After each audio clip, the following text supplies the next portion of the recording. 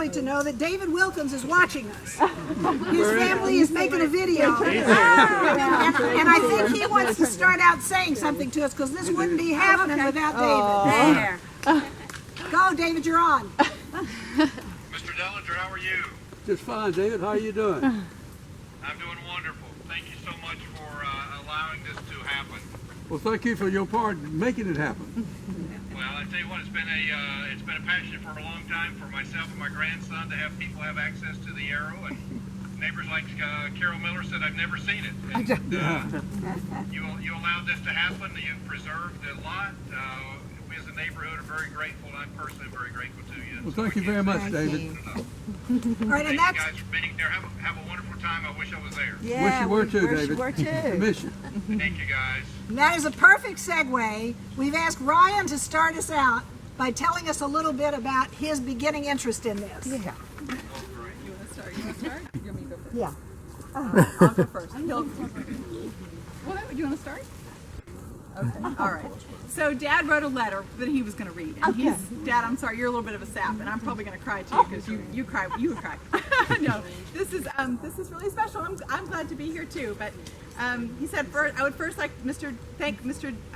Jim Dellinger and his family for acquiring this lot and having the desire to not develop or change it, but maintain this piece of history for their family, Waterside Estates residents, and visitors. I would also like to thank Cynthia and Gary and the WHOA board for allowing this project to proceed to completion. If you'll allow me, I would like to take you back 6 years to 2010. My 4-year-old grandson Ryan would come to visit, and we would hike up Arrow Mountain Drive, he on my shoulders, and step into the woods to see the Arrow. Young Ryan was fascinated and would ask on every visit to our home, "Let's go see the Arrow, Papa. Tell me about the Arrow, Papa." And I would tell him what I knew about airmail planes and Glenn Curtis, who designed them, and how Mr. Curtis made his first flights near our Keuka Lake home. How his great-grandfather worked for Mr. Curtis and why the Arrow exists. How all this was replaced by radar and GPS and so forth. We created a book with pictures and facts that he could refer to anytime he wanted. He learned the story so well, he began to tell it to anyone who would listen. And one day, he told the story to a couple visiting the neighborhood looking at Lot 14. When he finished telling them about the Arrow and the beacons and the airmail pilots, he then said, "We don't use this anymore because of GPS. Kind of sad, isn't it?" The lady was so impressed with this little kid and his ability to tell the story of the Arrow. I think she wanted to take him home with her. But what was true then and more now is that it is sad. Not sad that we have great technology to replace concrete arrows, but sad that so few remain and so few people have ever heard of them, much less seen one. We have a crown jewel in our backyard, simple as it may be, and most people don't know anything about it. This is the only Arrow left in Georgia. There's only one in South Carolina, and there are a few Arrows in Idaho and Montana and Utah. But most have disappeared to roads, houses, industrial parks, etc. We are very lucky that Mr. Dellinger bought the lot, sought to preserve it, and that we and our grandchildren can tell others about it. The state of Georgia Department of Historical Sites knows nothing about airmail arrows, and they're supposed to be experts on all things historical. And as a private neighborhood, we can't declare this a place on the National Register of Historical Places. So enjoy it for what it is, another part of our slice of heaven. Our goal in this project was to help you understand a little about the airmail system and our place in it. We researched some facts about our Arrow, and we hope you'll take time to read and research more yourself. A future project might be to add information to our neighborhood webpage, linked to the QR code behind me. There is so much information about arrows, airmail, planes, that we could not fit it on just one informational sign. My grandson Ryan inspired me to want to see this Arrow accessible to everyone, and now we have been able to make that happen. We thank the WHOA board, we thank Pepe and his team for doing a fantastic job on the trail. Thanks to Brian Funk of Signs Plus in Cartersville for building and installing the signs, and to Beth Roberts of Roberts Design, who created the signs you see today, my sister. I can't thank Mr. Dellinger enough for allowing this to happen, and I thank my grandson Ryan for his imagination and his fascination with the Arrow. I hope we can all enjoy the Arrow for years to come. Bravo! And with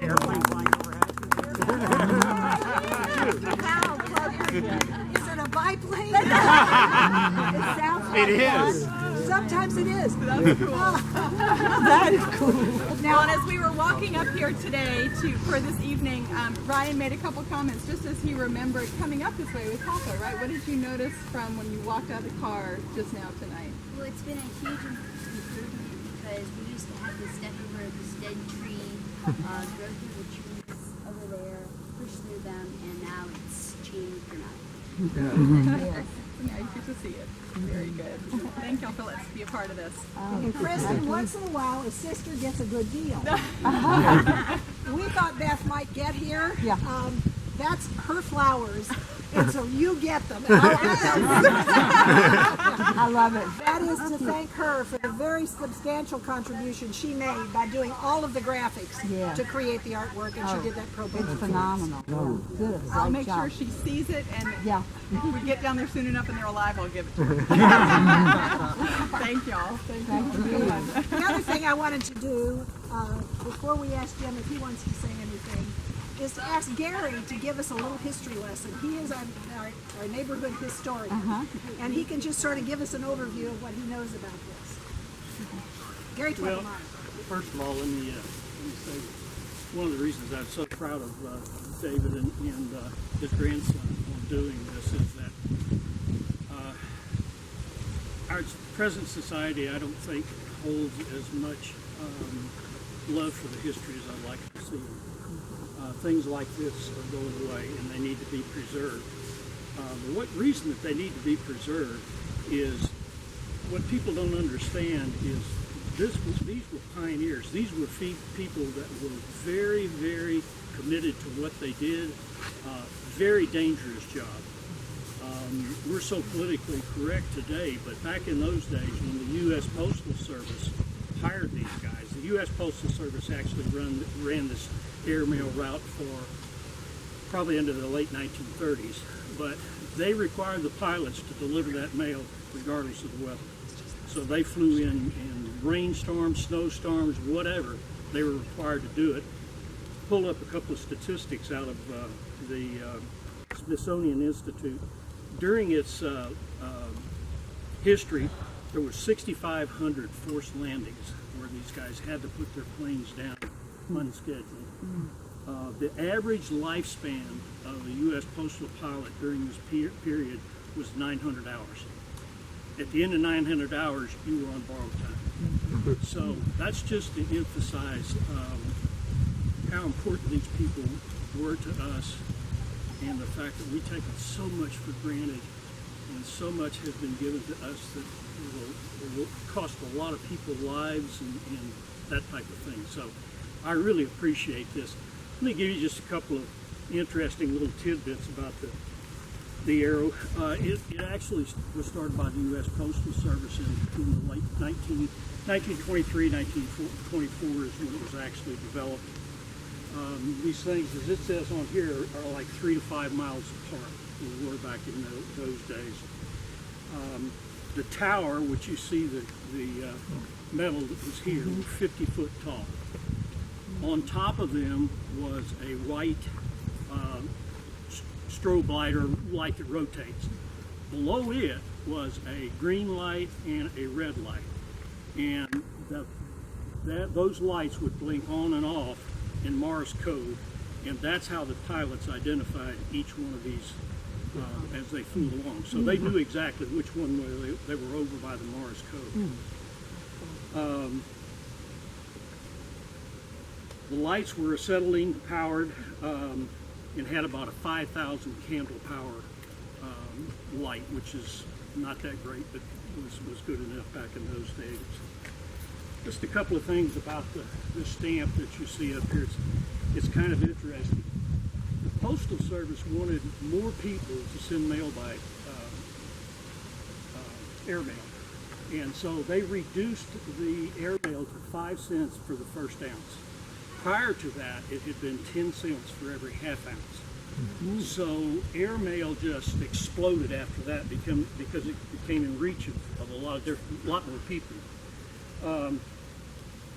The stamp that you see, or the picture that you see on here of the tower and all, comes from Wyoming. And when they got the picture in and they developed it, they discovered that the caretaker out there who took the picture did not take the picture of the light on top.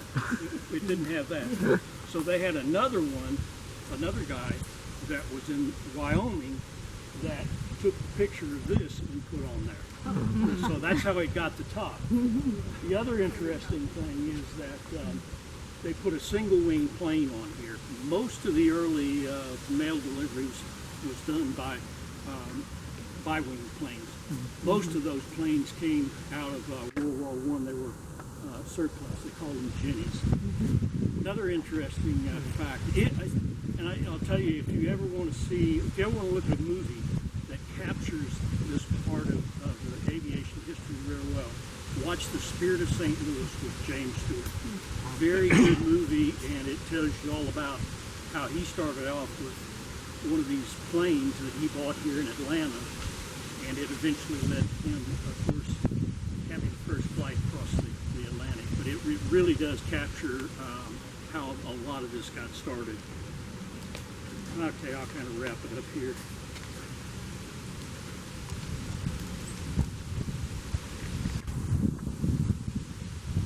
That's probably all I got. Anybody got any questions? I got one. Mr. Dillinger, do you and Judy want to say anything to us? Well, Cynthia, I just want to thank you and David and everyone for all the work that was done. It's fantastic. Beyond my dreams. Thank you. If you have a chance, talk to Jim before he has to go to another engagement and ask him about one of the early airline pilots that he knows. Yeah, It's quite a story. well, I'll just tell you right quickly. Oh, good. His name is Brigadier General Robert Lee Scott Jr. He's deceased now. He died in 2006. But I met him. He hosted a bunch of us at the Air Museum down in Warner Robins. And I knew he was flown an airmail route. But in addition to that, he was one of the most decorated pilots. He shot down 25 planes when he was in the Second World War. And but he said that he got out of it. He flew the northern route, not down here.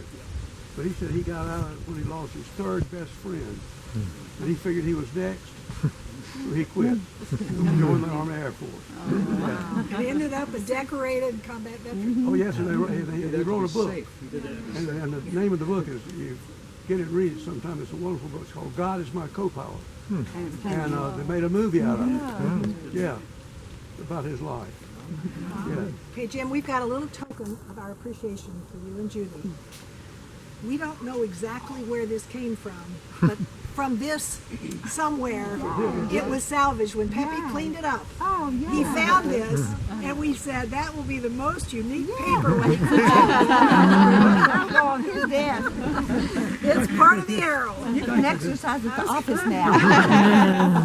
All right, Thank you. time to eat. David, thank you.